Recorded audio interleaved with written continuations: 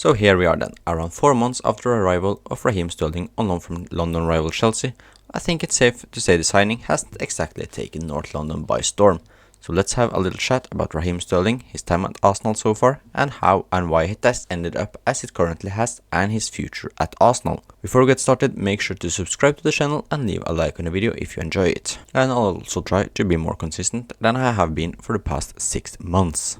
Let's go close to 4 months back into the past. The summer transfer window is getting closer and closer to shutting down, and Arsenal are yet to sign a forward. Big names like Benjamin Sesko and Nico Williams have been discussed and linked to the club without anything getting close. Arsenal have let attacking players like Emil Smith-Rowe, Fabio Vieira, Eddie Nketiah all leave the club, with Reece Nelson also getting closer to a move away, which means Arsenal just have 5 forwards in the senior squad. Arsenal were now desperate for a forward signing with just hours left of the transfer window. On deadline day, Arsenal get a golden opportunity to sign a multiple Premier League champion who's put up numbers which could be compared to Messi in 2019.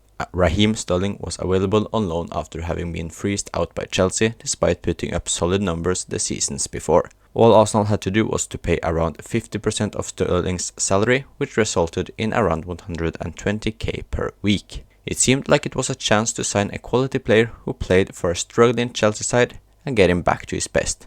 However, as of now, I think it's safe to say he hasn't exactly worked out, which is due to multiple factors.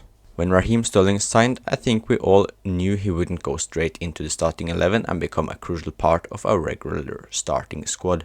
However, I'd like to believe we expected him to play a much bigger part than what he has done so far. Sterling had not had any injuries when he's been at Arsenal until last week, so that doesn't really play a part in his lack of minutes so far this season. He has featured in 11 games for Arsenal in all competitions so far, which maybe doesn't sound too bad, but it isn't that impressive when 56% of those minutes has been in the Carabao Cup, where he's had 3 starts for us. He has also only just started 1 game in the Premier League and Champions League combined, which was against Southampton at home. Raheem Sterling has played less than 10% of the available minutes in the Premier League and Champions League for us, which I doubt he is happy with. We also got to remember our left wingers hadn't had any outstanding seasons, let alone good ones, so the fact Sterling hasn't gotten a lot of chances there may be worrying, as both Gabriel Martinelli and Leandro Trossard have, in my opinion, struggled to be on top of their game most of the time this season. Raheem Sterling's recent knee injury doesn't help the case to get more game time either. Seen from a Sterling perspective, Bukayo Saka's recent injury could have seen Sterling break into the starting 11. However, the former Premier League champion has seen himself get a knee injury. Mikel Arteta has confirmed that Sterling will be out for multiple weeks, although we are yet to know the exact time frame of that injury. There are a lot of reasons as to why Raheem Sterling has played as little as he has.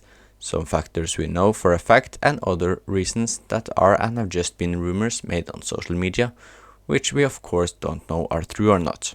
Some reasons may be Sterling's fault himself, but some are also completely out of his control. Mikel Arteta recently claims that around 90% of his substitutions this season have been made on the basis of managing minutes due to a busy schedule and also avoiding injuries. Arteta has used that as an argument to why Sterling hasn't gotten the minutes he should have had so far. An example of that is in the Sporting game where we won 5-1, Sterling was ready to come on the pitch at the end of the game. However, I think it was Gabriel who suffered an injury and had to be subbed off the pitch. That meant we had used up all of our 5 possible subs and there wasn't room for Sterling to enter the pitch despite being ready on the sideline. And you have to take this one with a pinch of salt, and I've got to admit I don't really believe it, but it is worth mentioning as a possible reason as to why Sterling hasn't featured a lot. Earlier in the season, there were rumors going around on Twitter that Arteta and the rest of the Arsenal coaches were unhappy with what they saw from Sterling in training, and that was a reason to why he hadn't featured a lot for Arsenal. I will talk a little bit more about it later, but when Arteta has spoken about Sterling in the press, he has been nothing but happy with the English forward, which may indicate that this rumor was just completely off and nothing real in it. Although he hasn't exactly taken Arsenal by storm, it is difficult to be harsh and critical on Sterling's performances when he has played for us this season due to the limited game time he has received. But I've got to admit I don't really remember what he has done in both the Champions League and in the Premier League this season, which isn't a good sign. The only goal contribution he has got in the Premier League was an assist against Nottingham Forest, which we all got to admit was a pretty cool goal as it was scored by Ethan Vaneri, which was also his first ever Premier League goal. In the League Cup, however, Sterling has started all 3 games, which has seen Arsenal making the semi-finals of the Carabao Cup. Sterling has had a good tournament so far, making a goal and an assist in Arsenal's first round against Bolton. He also looked good against Preston in the following round, where Arsenal won with a comfortable 3-0 win away from home. In the game against Crystal Palace, he had another solid game, but it just wasn't his day in front of the goal, missing a huge double chance. One thing worth noting is how happy Mikel Arteta seems to be with Raheem Sterling, despite giving him limited minutes. He has mentioned multiple times about how good he has been in training and how good he is around in the training ground and at the club, despite not playing as much as he hoped. Arteta has also stated clearly that Sterling deserves more minutes than what he has got. Mikel Arteta seemed very excited when we signed Sterling back in the summer, and he was also impressed with how hungry he still was. Ever since Mikel Arteta became the Arsenal manager, we have regularly been linked with the move for Raheem Sterling, so the pair clearly has good chemistry between each other.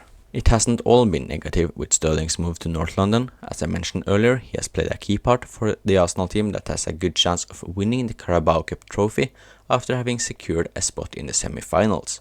It is also extremely valuable to have players like Sterling around in the dressing room, especially for the younger players such as Ethan Vaneri and Miles Lewis-Skelly. Looking at Sterling's start to his career, it has a lot of similarities to Ethan Vaneri's current start, as both broke into the first team squad of a huge team at a very early age, and has that special hype around them with the media all over the pair. For Vaneri, it has to be extremely nice to have Sterling in the squad who knows exactly how to handle that extra pressure from the outside world.